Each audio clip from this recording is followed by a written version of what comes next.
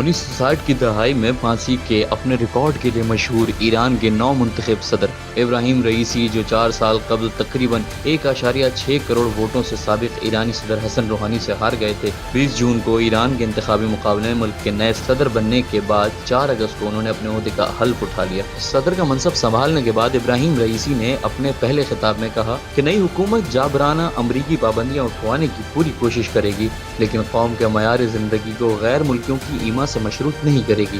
انتخابات میں تقریباً 18 لاکھ ووٹ حاصل کرنے والے قدامت پسند جج ابراہیم رئیسی ایران کے منصف اعلیٰ کے منصب پر بھی فائز رہے، اور ان کے بارے میں کہا جاتا ہے کہ وہ بہت سخت گیر خیالات رکھتے ہیں۔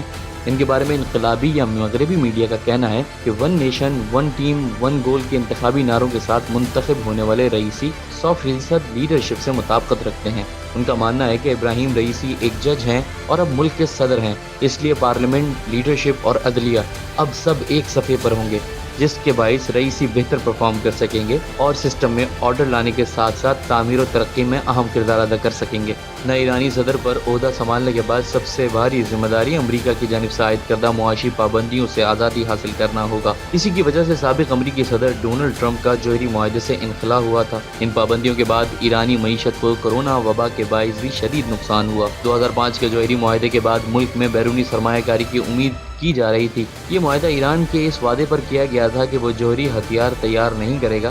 ایران ہمیشہ سے اس بات کی تردید کرتا رہا ہے، لیکن سابق امریکی صدر ڈونلڈ ٹرمپ کے اس معاہدے سے یک طرفہ انخلا کے بعد ایران کی امیدوں پر پانی پھر گیا، جبکہ ٹرمپ نے ایران پر ایک بار پھر سخت پابندیاں عائد کر دی تھیں، جو ان کی بھرپور دباؤ مہم کا حصہ تھا۔ ان پابندیوں کے باعث ایران عالمی معاشی نظام سے کٹ کر رہ گیا اور اسے تیل کی فروخت میں اربوں ڈالرز کا نقصان اٹھانا پڑا۔ بین الاقوامی مانیٹری فنڈ کے مطابق 2018 اور 19 میں ایران کی جی ڈی پی میں 6% سے زائد کمی ہوئی، جبکہ گزشتہ سال اس میں کچھ بہتری دیکھنے میں آئی ہے۔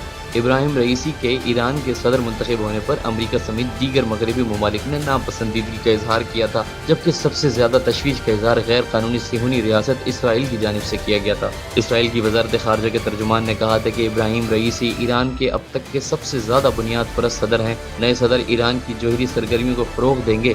وہ ایک سخت گیر شخصیت ہیں جو ایران کے جوہری پروگرام میں تیزی سے اضافہ کرنے کے لیے پرعزم ہیں۔